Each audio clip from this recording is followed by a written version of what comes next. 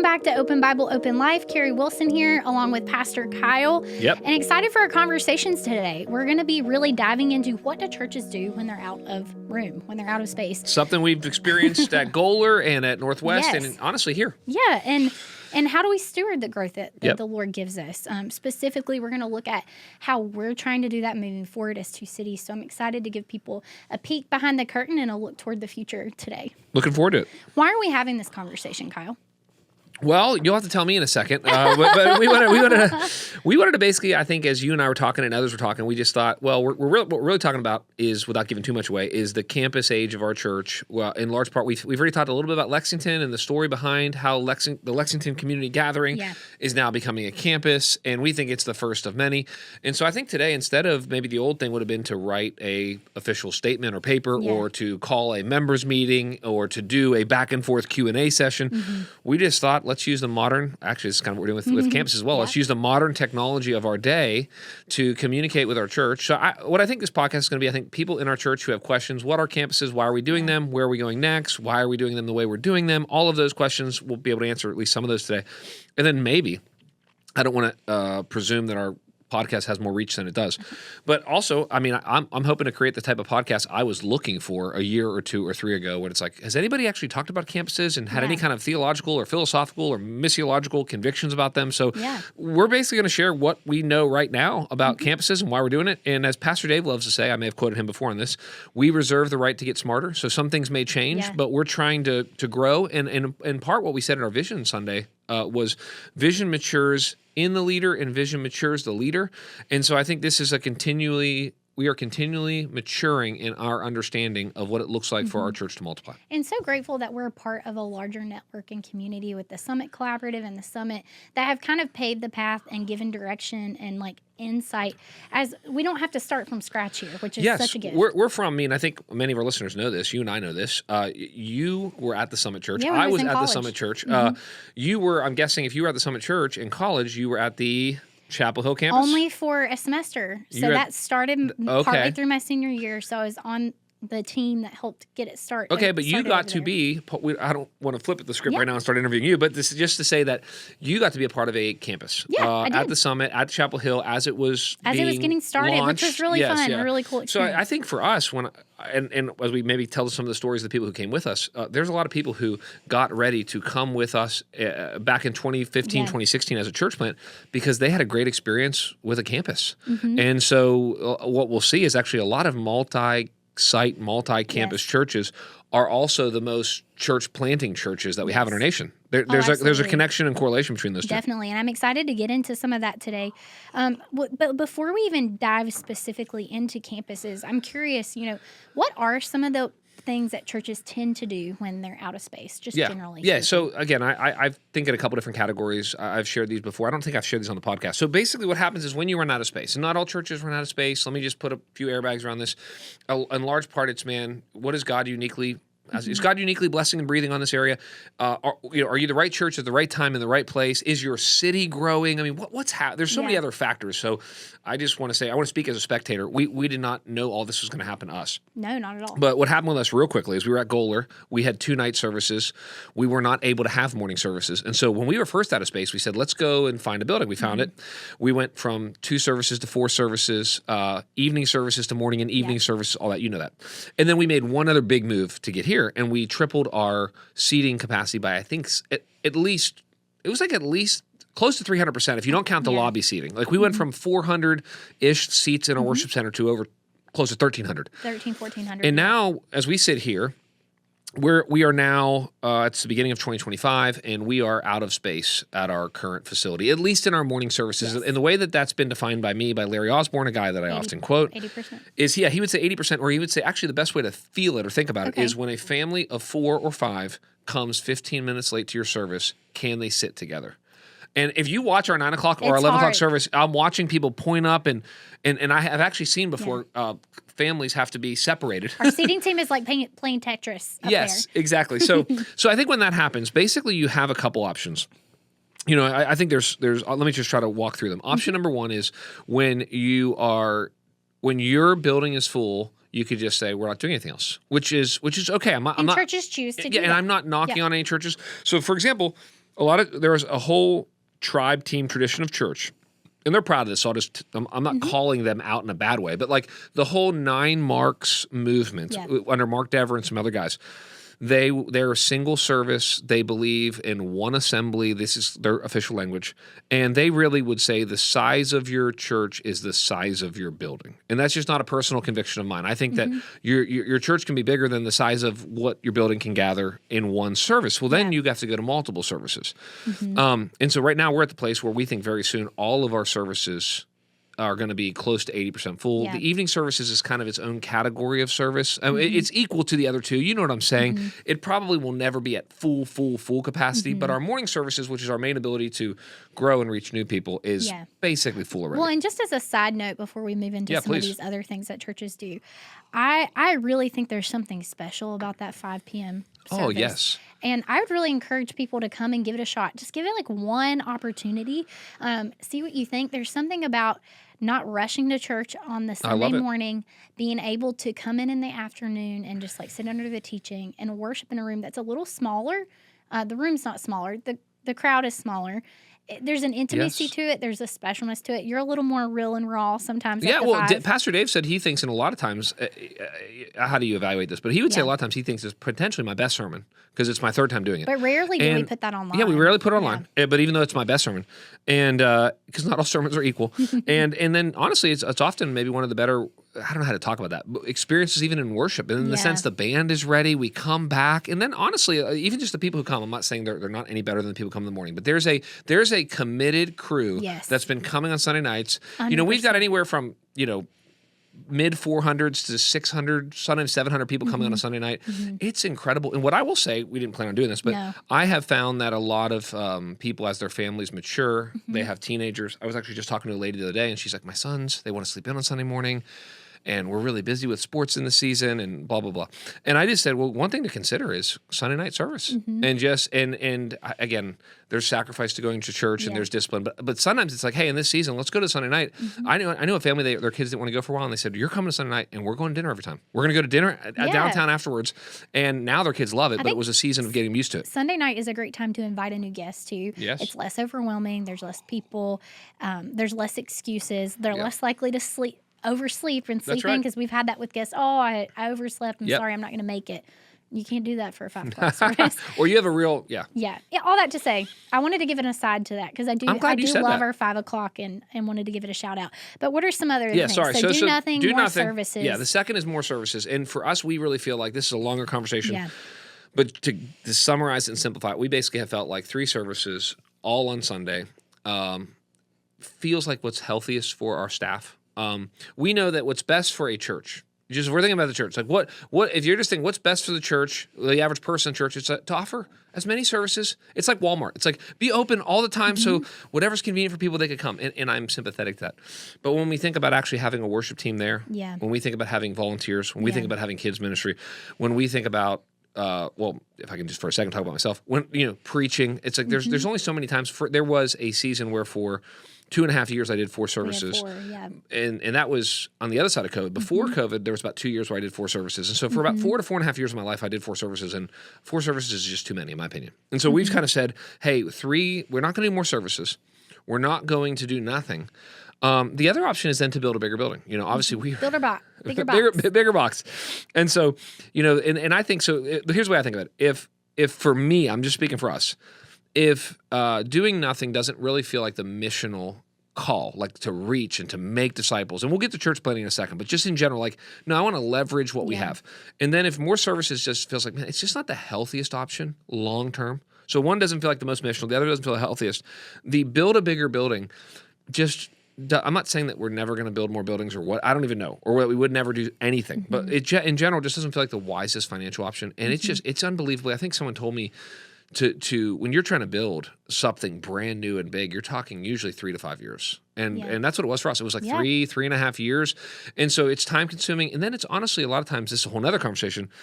These churches that build massive buildings, sometimes it was just a season of their church where they had tons of growth. Yeah. And like a normal life cycle, it declines or it plateaus or the pastor dies or something transitions. And there are churches, for example, this is public knowledge, but this is years ago, when I was at First Baptist Orlando, I think I'm going to get my numbers wrong. I think it seats like 5,000. Oh, Unbelievable. wow. So Yeah. think about 3 times the size of a worship center. And last time I was there, this is years ago, they were trying to figure out how to shrink their worship center. They were covering this. They were putting classrooms up. And the reason was they're like, we don't need a room this big anymore. So for us, part of it is, what is a good long-term strategy? We don't think just building a massive facility that, we wanted a facility in a room where, man, if our church, I'm making up something, if our church was in, 30 years, 1,000 people, it'd be fine. Yeah. They could do one service. And it could be amazing, and the building could be paid off. So I think, to sum it all up, we didn't want to do nothing. We didn't want to just do tons of services. We didn't want to just build a bigger box. But then here's another one that people say, and I'm sympathetic to this, and I want to talk about this for a second. Some people would say, well, why don't you just plant churches? Like, Yeah. And we want to plant we want to, churches. and we need to do a whole episode on the fellowship and what we're doing, and that's a whole other that'd thing. be great. But I do think so if one is not a healthy option and the other is not a good missional option, in my opinion, and the other is not a good financial option, I think this one might be overly idealistic. So for example, this fellowship, we'll just talk about it for a second. We have 2 guys, hopefully. Yeah. If we could send out 50, And can you just clarify what the fellowship is? I'm sorry. The fellowship is a program we're putting together that's going to be a roughly 2-year program so that by 2027, we're going to have guys internally that we're going to send out to plant autonomous churches. Let's just say I'll make something up, somewhere in Virginia or somewhere in South Carolina. Yeah. And our hope is that, let's go extreme. Say each guy could take 100 people. That'd be amazing. great. The summit sends on average 30 or 40. Yep. So say 200 people, left. It's like, well, our church has been growing by 700, 900, 1,000. Basically, this is what Pastor JD said in an article I read years ago about campuses. The idea that in a very fast-growing church, simply planting other churches will solve the problem of growth is just unrealistic. And I'm not. I think in a, please hear this humbly. I think in a normal, everyday church that works. Yeah. If a church is, I'll make something up again, but if a church is, it took them 30 years to go from their 50 people to 400, which would be very normal. And then as they got close to 400, they said, guys, we're going to send out another 50 people. And it's going to take them a long time. But it took us, then that makes sense. But if it's year over year exponential growth, yes, like sending out your 30 to 50 people, a couple different groups that size, like you said, like 100 people a year, isn't going to keep up with that. Yes. And why is that a problem? I think this is important for people to hear because we're saying growth, growth, growth. Like, we're not talking here about like, oh, let's just get more people to come to 2 cities. What we're talking about is like making room and space for people that aren't connected to the local church, who don't know Jesus, to be able to come in, to find a seat, and to like hear and respond to the gospel. Yes. And so it's a problem that we do have to solve. Yes. Yeah. Like we said before, if we don't have a seat, we don't have a place. If we don't have a place, we can't disciple you. If we can't disciple you, we can't do all the other things, which is send you into the mission field. And and so we're at a place where we are going to plant churches, and that is connected to this. But it's not a solution to a very fast growing church. And then it's very, very hard to get people to, and I praise God for all that will, but it's very, very hard to get people to leave. And we want them to leave. No. We do. But I'm saying, and we're gonna do everything we can. But I'm just saying, in general, to get them to leave, and I'm just even saying, say we planted something else in our city. Say we just said, hey, this is Tim, and Tim's gonna go, and because we're out of space here, Tim's gonna start something. Well, people are gonna feel we can get into all this, but they're gonna feel very connected to our kids' ministry, and our student ministry. And our philosophy of ministry and the way that we do groups and our preaching style and all of the other intangibles of our culture. Yeah. So for us, campuses are a response to not doing anything. We want to do something, not doing more services, and not building a bigger building. And so that's how, and you know this, but we came to the idea of doing campuses slowly and kind of reluctantly. Like just to be completely honest, for anyone who'd care, it was not something that I had initially come to 2 cities or come to Winston thinking we were going to do. It was something that I felt very much like other people were going to have to come to me or in the leadership team, but me, because if we're going to do, and we can get into all this, if we're going to do video venue, if we're going to, there could be a perception of like, are we creating a celebrity culture? Is this some kind of version of Two Cities is trying to take over the triad? I don't know. So there can be those kind of mindsets. Yeah. So part of the narrative, and maybe we'll have other people on at some point to tell their parts of the story, were people coming to us going, will you come to us? And what we want is Two Cities. We don't want a church plant of Two Cities. We want an extension and expression of, not identical, but pretty close to what Two Cities is there. Yeah, no, that's good. And I think it's important what you hit on that you guys kind of came about this decision reluctantly. You know? And I can tell you that because a lot of churches think it's really cool to go multi-site. And a lot of I'm not trying to pick on churches, but to give like maybe a straw man argument. A lot of churches will get to like 100, 200 people, and then they'll be like, oh, the cool thing to do is to plant and to be multi-site. And it's really popular to say we're one church in 4 locations, and and you find these churches and they're like 400 people and they're 3 locations. You're like, I'm not sure how helpful that is to anybody. One of Larry Osborne's rules, and I think he's right, he was one of the first guys in California, in the nation to go multi-site, but he's in California. And his rule on campuses is do not have any branches unless the trunk can support them. Oh, that's a good analogy. I love it. So I think that now that we are, at the Winston-Salem, Patterson Avenue campus, the fact that we are, strong 3,000 people. Yeah. More than that, but I'll be conservative. A strong 3,000. That the systems, the structures, the staffing, the technology, the resources, the volunteer culture, we feel like we have the trunk. In fact, a lot of books would say, do not even think of going multi-site till you're 1,000 because you need to. And another thing, the reason we're talking about this, even how this is connected to our vision and value series, is do not go multi-site until you know who you are.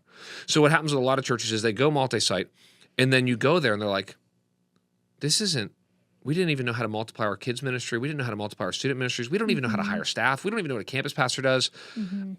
I've had pastors realize they're not even this, again, respectfully and humbly, they're not the type of pastor that their teaching communicates on a screen. So there was this one pastor that did this. I won't name him. He's not in our city. But basically, he was an in-the-room, warm pastor that everybody just loved to be in the room with him. And he loved to do all these calls forward and everything like that. And none of it translated when he would go into the video because it was just, it's like, no, he wasn't a amazing communicator. He wasn't dynamic. He was the kind of guy you just wanted to be in the room with him, like an uncle, to talk to you. But they didn't realize who they were, what they had, and they tried to do something. Anyway, I hope this is making sense. Yeah. So we wanted to know, we've spent a lot of time going, what is the DNA of our... Why do people come? Yeah, why do people come? We've been asking that question for a long time. Somebody the other day actually just stopped me at the Weekender, an older gentleman in our church. He's like, do you guys take suggestions for podcast episodes? And he's like, you guys need to do an episode on why people come to Two Cities. Oh, and I was like, that's a really good idea. That's a great idea. But that just made me think of that. Yeah, and I think in some ways we had, I say we as a collective, you guys really, had criticisms maybe of even multi-site video venue type campuses early on. And you guys had to come back and kind of say, hey, we've changed our mind on some of this. Yeah. And we humbly, we reserve the right to change our mind. You guys say that a lot. But also, we're willing to be like, hey, guys, we've actually reevaluated this, and we do think we need to shift how we're looking at this moving forward. And that takes a lot of humility. And well, yeah, because I think we got to the place where, honestly, we were like, man, we know that we're not going to continue to be, I'm not going to repeat what I just said, but we're not going to keep building bigger buildings or adding more services.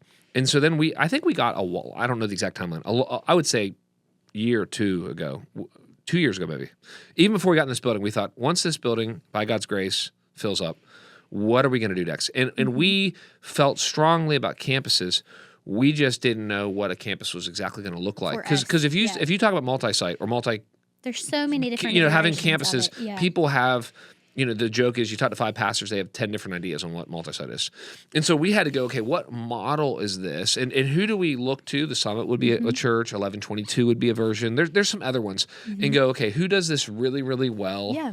Yeah, and then it was Pastor Dave and Pastor Caleb and some others kind of going around, honestly. Directional elders. Yeah, and they were asking people, hey, would you... What would you make this up? But it was something like this. Hey, would you be interested in a campus in Moxville? Oh yeah. Okay, so it would be Two Cities. Okay, would you be interested in that campus if Kyle wasn't preaching? And the answer that a lot of people are like, no, that's I'm not trying to make this about me, but people, but it is a part of this is people, and I had to understand this. People have said, no, we particularly feel helped when one of the reasons, not the only reason, maybe not even the main reason. One of the reasons we're here is this teaching, and people begin to feel, this is something I had to learn as a teaching pastor, as a lead pastor, but people feel very close to you. Yeah. Often they'll feel much closer to you than you might feel to them. Like in the same way that I feel very close to John Piper. He doesn't even know who I am, But I've been listening to Tim Keller. He's with the Lord. It's like I feel very close to him. He doesn't even know who I am. And so I think we had to come to the place to go, okay, maybe there's a unique stewardship. The way that the elders have talked about this with me is how do we steward rightly my gift set, the opportunities that we have at the church. Yeah. And so to us, we just talked about stewardship, but as one of our values, it was how do we steward what we have? One of our, and I hope this doesn't sound too businessy to people, but we had a high-level executive in our church, and he took another job in another city, but before he left, we hadn't gone to campuses yet, but he said to me, and I knew what he meant this as a compliment to our church, he said, you guys have figured out the formula for Coke in the church world. He said, you need to figure out bottling and distribution.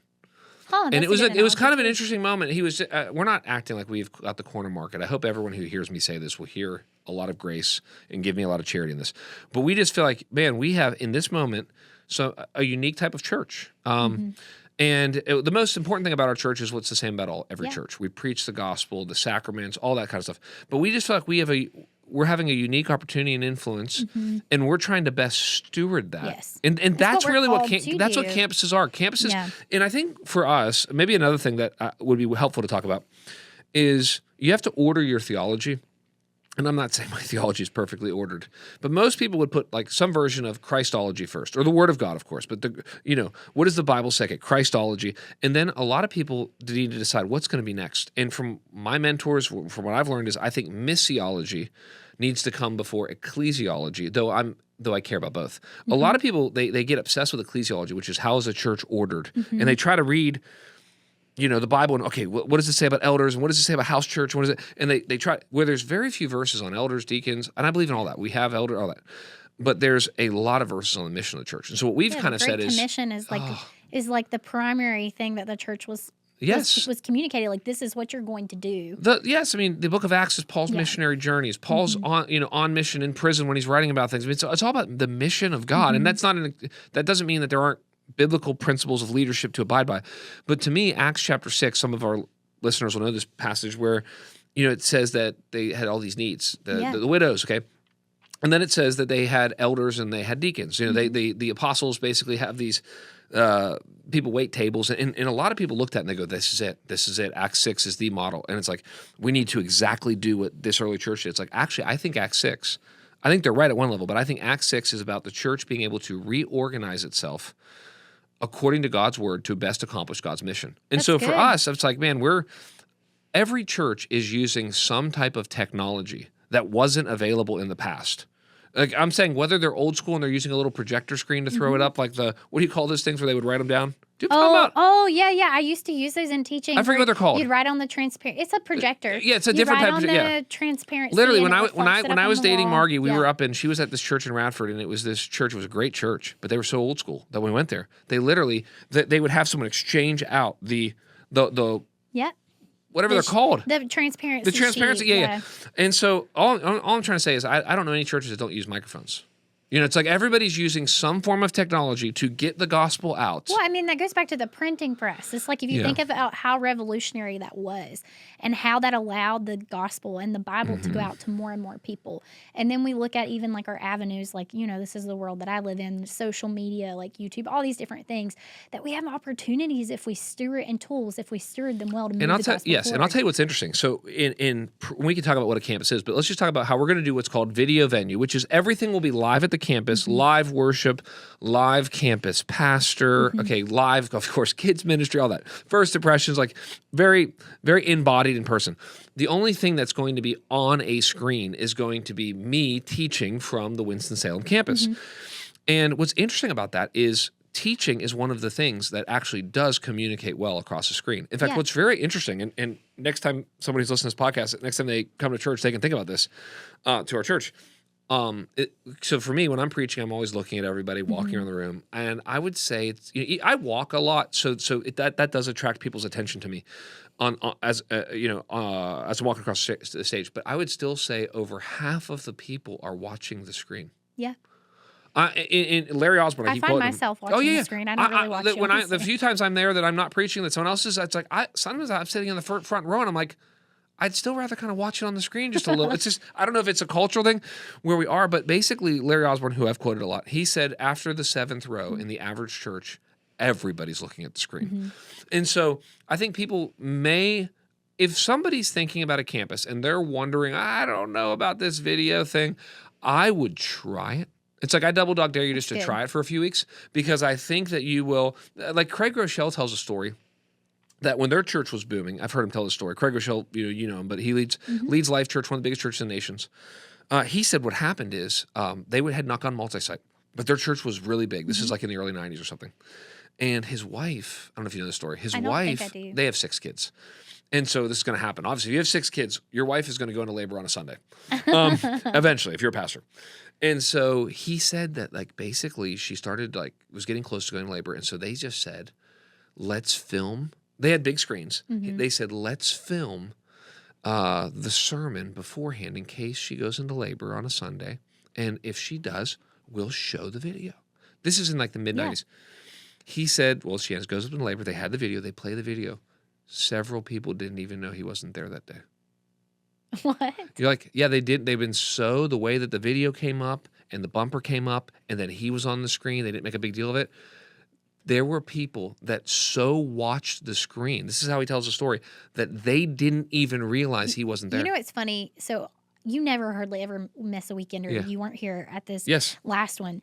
And I knew you weren't here. I knew we had prepared a previous message to go up on the screen. And literally, I was out in the lobby just communicating with the volunteers, spending time with them.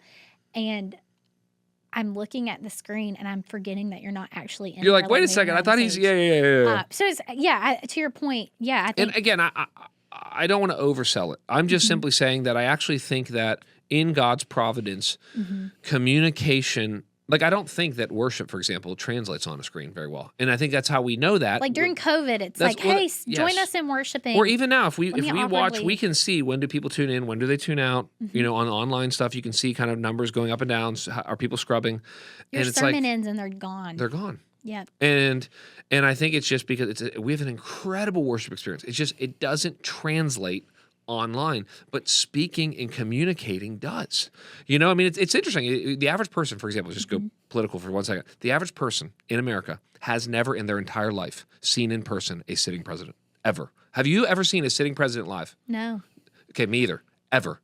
And I've been alive for many of them. Oh, I think Obama came to like near UNC one time, and I almost like you see him? and I didn't. Okay, so you didn't. So what's interesting is like we feel like, man, we hear their speeches, we hear and you've never seen them in person. And that's the average American. So that's the power of video and communication. And again, we're not trying to, one of the other critiques, we could just go down all the critiques. It's like people go, well, are we separating preaching? Here's another critique of like, I just give this, what do they call it? The Steelman argument. It's like, what do people say? Kyle, here's what you're doing. Brother, I know you mean well. Brother, I know your church is growing. Brother, but here's what you're doing. You're separating preaching from shepherding people. And I would say, respectfully, anytime a church gets bigger than 200 or 300, you're doing that. Like, I mean, I'm not, since the days of Goler, I have not been able to individually, relationally, personally shepherd our whole church. But this is why we do believe, we're going to what we call the one preacher, many pastor model. And one church, many locations. And whether it's Luke down in Lexington or future campus pastors or Matt Jernigan, who's going to be a lay pastor or is a lay pastor down in Lexington, our hope is to have lots of lay elders.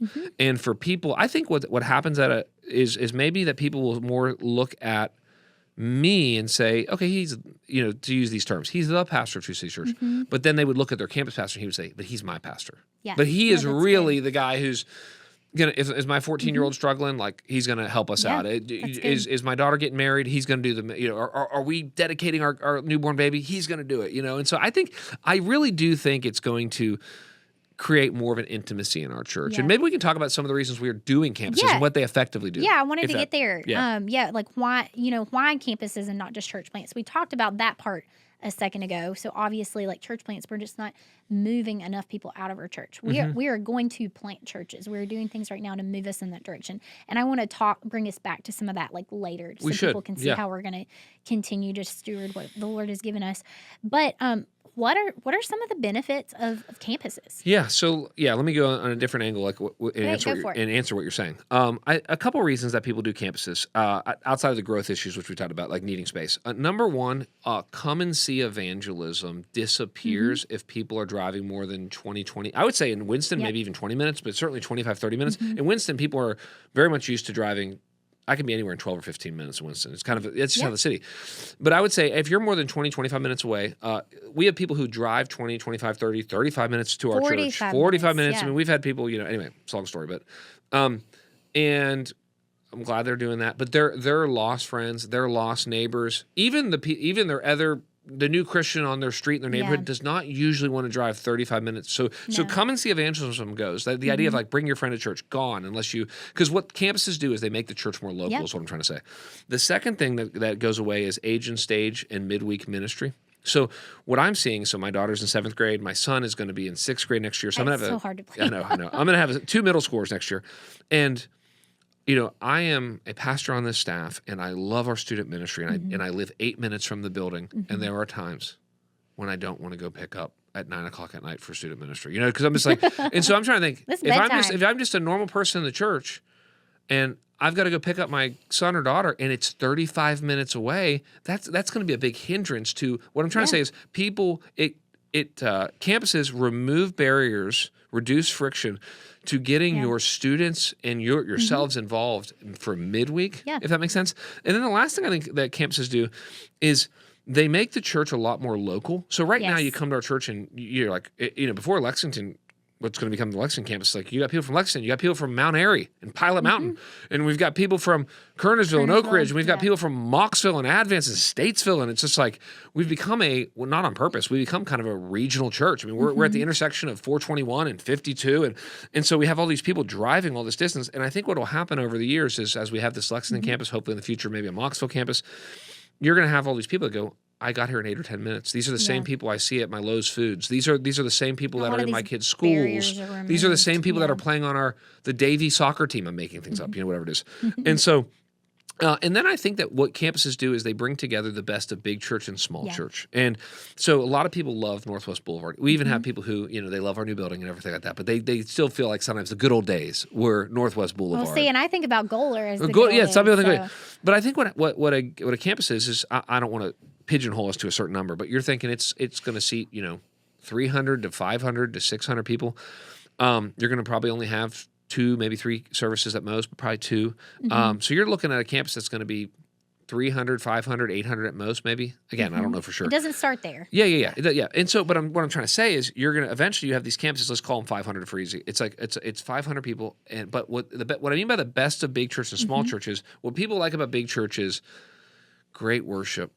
Money to do things, programs, buildings, good preaching, good kids ministry, lots of staff. People love all that. They're like, oh, that's what they love about big church. And then what they love about small church is like, it's in my community. Yeah. I know everybody. The pastor's accessible. Yeah, I know my pastor. Yeah, that's it. Yeah. And so what we think, again, this isn't Pleasantville where I don't want to be idealistic, but we think that in some ways with campuses, we are going to aspire to bring together the best of big church and small church. I think so. And there's something also special about getting to be a part of the first group of people that like move with that campus to get it started. Yes. Just like that level of community that's very similar to the feeling of like a church plant launch team. Yes. It's like we're all in this together. We're serving every single Sunday at first. We're serving on multiple different teams, and we're getting to experience this new campus, this new place like coming to life, and seeing new people come and get to experience the gospel. It's just really, really sweet. And I think on another level, and you talk about this with making it more local, we're deepening and developing how we can shepherd the people where they're at. Yes. With people who are similar to them, like people who understand the community, who can walk closely with them, who know their community group leaders and are directly talking to them on a regular basis. And so we see some of that can get lost. Like people can get lost in the crowd at a Yes. larger campus, at a larger church. And by starting these other campuses, we're making that harder and harder Yes, for people to and do it's so. gonna. And you're saying this too. It really does. I would say two other things that you reminded me of. One is leadership development, which you're talking about. So, for example, Donovan, he's told the story. Donovan Yeah. Beadle, our worship pastor, he came over to our church from the Summit Church in Durham, and he was at the downtown Durham campus, which was one of their smaller campuses. And Donovan would admit and shares all this and wouldn't mind me sharing it. And Donovan would say that if it were not for a campus model at the Summit, he would have never been able to lead. Because he's an incredible leader today, and phenomenal. he's doing an incredible job at our church. But he would say that when he started, he was not ready to be at their main broadcast campus at the Summit and lead for thousands and thousands of people. But there was an opportunity for a room that sat 300 to say, Donovan, we think you're a great worship leader. We think you can be developed in this. And so he would look at campuses. I've heard him talk about this and go, it was a developmental pipeline for me. You know, and there's a lot of different, as our church grows, it's like, well, where do people at different capacities and competencies, at different volunteer levels? So I think that's the other thing that I want to push on that you said, or double click on, is it basically prepares you for church planning and discipleship and sending. For example, to mention another staff and elder, Jordan Taylor and his wife Allison, they helped start the Blue Ridge campus, which is a Raleigh campus in the Raleigh-Durham area with the Summit. And he told me before that it was him being a part of that, kind of what you're mentioning with your Chapel Hill, him and Allison helping to start that campus and getting close with that campus pastor, who I believe was Derek Delane, and having that experience that prepared them to go, I think we could do a church plant. So I actually, in a weird way, I think the more people that end up getting a taste for mission through helping us launch these campuses, these are the same people who might go out and end up planting churches. So the campuses and the church plants, they're connected. Well, I went to Summit the entire time I was a student at UNC, and I loved it, and I was connected to their college ministry, but until I got plugged in at that local campus and got to be a part of seeing that get started, I think that is the moment where I felt like, wow, I'm actually a part of this church. Like I can feel like I'm a part of the family, and I'm getting to see how the background of that works. And I do think that's a lot of what that and with my family helped plan a church when I was in high school. I remember you told that story. Created a vision for what that could look like for me. And I think that does that for a lot of people. As we send them out to church plants and they get a taste of what this can look like. Oh, well, this is really not that different than what I did when I went and helped start this campus over in Lexington. Yes. I'm moving a little further away. There's some more things that I'm losing, gospel goodbyes that I'm making, but I've kind of done this before. Yes. And so that comfortability, but then also you talk about Donovan's story and getting opportunities to be built up and getting reps that the normal church planner guy that's trying to train and become a church planner outside of opportunities like campuses and going to speak at other churches, they're not going to get that many reps within their local church necessarily over the course of the year. Well, they're learning how to shepherd and how to lead and how to speak to their people over the course of these campuses. And what the Summit has seen, is that a lot of these campus pastors then go on to plant churches. So not only do their people end up going with them, but they end up planting as well. Yes. That's good. And I think it would be important for us, we're talking a lot about the practicality of campuses, but I think we want people to see that there is a biblical foundation for it. There's some places in Scripture, and you can speak to this, where it's very clear that the New Testament church model and the Summit, we can thank for the majority of this information. Jerusalem, Rome, and Ephesus, they gathered in multiple locations, and they still were considered one church. Yes. In Acts 2, 41 through 47, we see that the early church in Jerusalem is growing rapidly. And yet they still are functioning as one body, but they're meeting in multiple homes. And we see that with other churches as well. Any other biblical foundations that you would supply? Well, it's kind of a little bit what I said earlier. To me, Acts 6 is my main passage. In other words, as there are problems to solve. So in that it was with the widows at that time. But as there are problems to solve, and as the mission goes forward, I think there's a lot more freedom to reorganize the church to accomplish the mission. To that's me, good. that's a key passage where it's like, I don't want to do anything that Scripture says we should not do. Yeah. But I think there's a lot of freedom in our forms, in our delivery systems to bring the gospel to more people. And so in fact, one of the things I want to make sure we talk about just briefly, because I don't know how much time I have left, is what does a campus actually look like? And just to say that, we want there to be three things: a pastor, a people, and a place. And so the pastor, we're looking for campus pastors who are genuinely godly men. Not many pastors are leading, feeding, knowing, protecting, shepherding, leading at that campus. Secondly, we want to put, as a general rule, I'm not saying there couldn't be some exceptions to this, but as a general rule, we want to put campuses where we have people coming from and church plants where we have no one coming. That's good. So, if we've got a lot of people coming from Oxford, which we do, that area, well, that would make sense to eventually put a campus there. Yeah. When you think about Asheville, it's like, well, no one's coming to our church right now from Asheville. So we would plant a church in Asheville. Good. We wouldn't put a campus in Asheville. Asheville. And I think Lexington is a really good example Perfect of that. We example already of had that. multiple community groups that were meeting out in Lexington that were like, why are we still driving all this way to have church outside of our community? Yes. And drew the attention to, hey, we have a core of people here who are ready. Yes. And so I think as we see our church, where are the people? Yeah. And okay, is it far enough away that it makes sense for us to plant this campus there? I don't know, some of that organic growth. Yes, and some of that is God open up a building, like what's recently happened with Lexington. And just that's going to be part of the story in the future. It's like, I said this on our Vision Sunday. I could see us being, in 5 years, 5 campuses, 5,000 people. I mean, I think that's it's not about the numbers. I'm just charting a course that seems likely to me. Since we've been around for 8 years, it's like, well, in 5 years is a long time. And we're just getting started. But a huge part's going to be, is there, does someone on this podcast know about a great building in Moxville? You know what I'm saying? Like that kind of, it's like we need some open doors and opportunities to expand there. I think the other thing is just to say, we're going at the campus, it's going to be I'm trying to think of the right language, but basically it's going to be basically identical to what's happening let's talk here. about this. I think that's the idea you're trying to hit on, is what does it look like to be one church and many locations? Yes. And so we're going to at least start with I don't know how to say it, a high authority, low autonomy. High authority, high centralization. Think about it this way. Well, one, as soon as you do video venue, it's like, well, then we have the exact same message. So, because another way to do campuses is, hey, let's have a pastor down there, and he and Kyle are both going to be doing 1 Timothy. The same passage. And they're going to do the same passage, but it's actually an example in our city who does this well is Calvary. Great. Calvary, if you look on they're whichever one know, Calvary West, Calvary Peace Haven, Will Taburin, he's at the Peace Haven site, and they have a campus pastor at the West site, and they preach same text, maybe even same topic or theme. Okay, so that's a multi-site church, but with live communication. Which means that the sermons are going to be somewhat different, and the applications are going to be somewhat different, and the language is going to be somewhat different. For us, it's going to be the exact same, the identical. It's the message that's happening in Winston is happening at all the campuses. We're going to sing the exact same songs. Again, I'm not saying that we'll do this forever and that doesn't eventually have its own personality. Yeah, for us for now.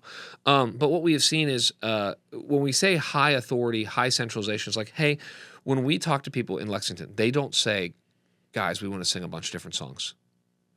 Please. It's so different down here in Lexington. We sing way different. It's like, no, they're like, we drove 35 minutes up here because we love the songs that you guys are singing. It's like, great, we're going to sing them. In fact, if this song's first here, it's first there. The announcements are going to be basically the same. We're doing the Weekender. We got to figure out, there's a lot, I would just say there's a lot of things we're figuring out, but we're going to do the Weekender. And at least for the foreseeable future, the Weekender is going to be centralized because it's going to be a lot to have Lexington or whatever the future campus is to do their own complete Weekender with Friday night and Saturday. The series, the branding, all of it's going to be the same. So I think that's the kids ministry. Here's what's neat. If somebody decided, whenever they listen to this, if they decide, you know what, I'm driving too far to come to the Winston campus, I need to go to the Lexington campus. What's neat is if they've been coming to our Winston campus and they're like, you know what though, but our kids are in kids ministry and they are in lesson 17 on Joseph. They're going to be in the same one. Great, they'll be in lesson 18 next week when they go down to. That's the neat thing. Hold on, I love our student ministry. great. If you loved our student ministry in Winston, you're going to love it in Lexington because it's the same thing. And so I think we're just like, hey, these are the things we're in this season. We are not messing with any of the sauces. And we're just saying this is what God is uniquely blessing where we are. Yeah. Everybody who's coming here who wants it where they are, this is what they want. So that's why I would say I don't mean it in a negative way when I say high authority, low autonomy. I just mean we're not going to say, hey, sing different songs, preach a different message, do kids ministry different, because then people show up and they go, this isn't two cities. I think another way to say it would be like a central identity with a somewhat local expression. Yes, there you go. That sounds much warmer than what I just said. Well, I am a communications director. Yes, so, good job. No, same vision, same messages, coming together for our big moments together. Like, when we have things like the Heights, we've been bringing people back here for that, But with a local expression, you have your pastor, that's your pastor. You have local engagement that's going to look different. And that's something we didn't talk about as much with the benefit is like with campuses, we have the structures and the framework and the resources of a larger church body, but then we're locating ourselves within other communities where we're able to immediately take those resources and meaningfully serve our cities. You're right. So kids ministry, for example, is going to look identical. Yeah. Well, you're right. When it comes to mercy ministry, it's like, well, that's going to look a little bit different than if you are in Lexington. I'll just use the two locations we have right now. Then if you're in Lexington, then if you are in downtown Winston-Salem. And so we want to give freedom where we can give freedom. We're not trying to be overly controlling. We're just trying to say, and part of it is just from a leadership perspective, it is easier to continue to give people more autonomy over time than it is to try to take something back once you've said, we were going to let you sing your whatever songs you want to. Actually, not anymore. And then people go, why are you taking something away from me? So we would, and the great thing is, our staff, they want to do exactly what we're doing. It's like the worship team that goes down there, they're like, we love everything you guys are doing. Yeah. And I would be sad for us to go do something different down there. At least in this season, they're like, we just want to do what you're doing up here, down there. Yeah, so, no, that's good. I think, you spoke already. We won't go back to video venue because you gave a pretty compelling argument for that. But people might be asking okay, well, what if you start a campus and it's near where I live? Do I have to go there? Oh, yeah, will that change great my question. access to our current ministries and resources? And you've hit on this a little. How would you respond to that? No, I mean, again, we're not legislating that anybody do anything. I mean, what we're trying to do is I really mean this. We're trying to create campuses. I'm trying to create a campus that I would want to go to if I live near it. So I don't want to, I can't just with integrity, I can't get up and say, go to this campus. If I'm secretly thinking in my mind, I wouldn't do that if I lived close to it. So I think what we're trying to do is we're like everything else. We don't want to have to tell people to do something. We want people to go and experience it. And I think what's going to happen, I don't know this for sure.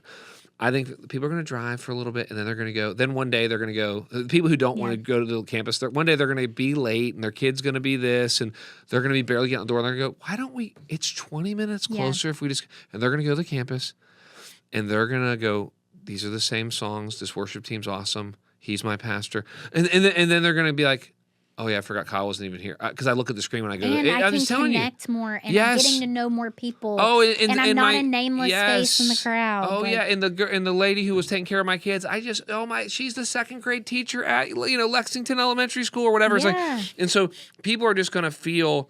Again, I think one of the reasons people come to the Winston-Salem campus might be to remain anonymous for a season. Okay, some people want that, and so I'm not. But I'm just saying missing out. they're missing out. Yes, but I think people who really want to be known, and I think that's going to happen more and more over time. They're going to find themselves, and there's just some people who, for some reason.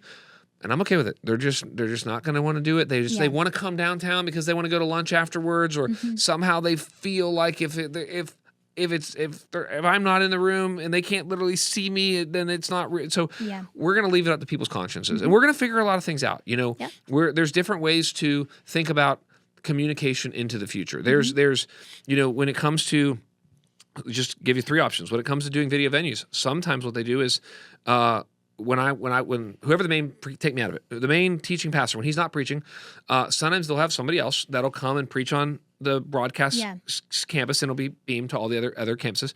Other times they will let the campus pastors preach live occasionally. And that's great for a campus pastor that may be considering going and planning a church of his own. They get an opportunity to do that every once in a while. Another option is to take one of the campus pastors and bring him to the main stage and let him do it. So there's all variations in between. Yeah, So just to that's say, I hope, and I trust anyone who's listening to this who knows my heart, our leadership team heart, your heart, the track record of our church. We are genuinely trying to do this with the utmost integrity, Yes. with careful attention to Scripture, with with the right motives. With the right motives. I mean, like I said, we've done this, very slowly, and it really, I would say this is a 3 to 5 year journey that we've been on to go, okay, what are we going to do? Part of it was, are we going to get in this building, and are we not going to be out of space? And do we not even need to do campuses? Yeah. It's like, no, we are one of those churches that build a really big building, and we still need to go, yes. Well, and I would say this is one of the ways that we're trying to respond to the Great Commission. It's one of the ways. Yeah. I mean, I think we should end with that to say,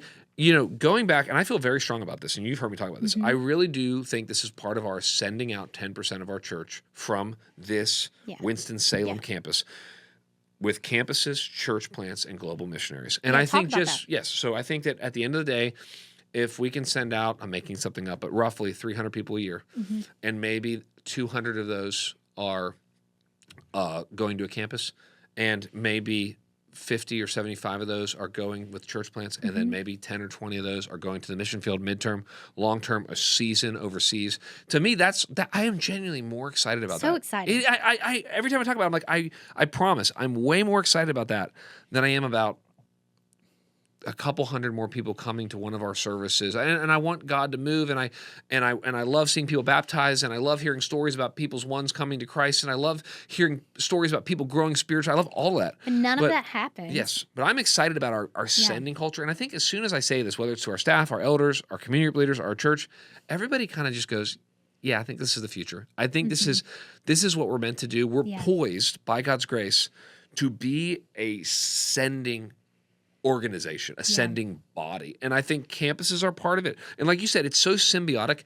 People will go to campuses, and then from those campuses, they'll plant churches, and they'll go be missionaries and all that. So. And again, all that is, so that more and more people can see, hear, and respond to the gospel. And there's so many different ways that the churches can do that. We're trying to we're trying to empower and encourage our people to go out and be missional where they live, learn, work, and play. But we're also wanting to live that out as a church in these different ways that you talked about. And I think just a little bit of what people can expect in the future as we think about campuses over the next couple of years. What's kind of our vision for where we're going with that? Yeah, I mean, well, honestly, in a lot of ways, and I want to say thank you to anyone listening from Lexington. I mean, there really are beta 1.0, and I'm so excited, and we are excited. Lord willing, Easter, we're going to get that up and running, and I think that's going to begin to show people in our church. People need to see what something looks like. There's that famous story where they asked, I forget what this was. They asked women if they would want a microwave. And when they described it, women were like, what is that? No, I would never want that. And then once they saw it, and they're, I can heat something up, and I can heat my... So sometimes it's like, I think it's like people think like campuses, and I can understand the average person goes, I've never been to one. I don't know what that is. I don't know. I think once they can see it up and running, and we can see stories, and we hear testimonies of people coming to Christ. We've already seen 6 baptisms down in Lexington. As we see more and more of that happening. Now, where are we going to go next? It's like, if I had to just pray, guess, go, I would say it seems like the Mocksville area is... when we do a heat map of where do we have the most people coming from, that would be what's next. So we're going to go where the Lord takes us. 100%. Yeah. I love that. I want to be Spirit-filled, Spirit-led. I'm looking for an opportunity and an open door. And like I said, we would have not, and I love Lexington. I love it more every time I go there, seriously. But it was not on my radar as a top place we would go first or second or maybe even third initially. But it's just what's God doing? Where's God moving? Who's God raising up? How can we be a part of it? How can we? It's the Henry Blackaby line. Yeah. Where is God working, and how can I join Him in it? And so that's really what we feel like. That's so good, and that's what we want to continue to do here is to look to where God is working, where He's leading us, and that's not just as a church. That's the individual members and the people that call our church home.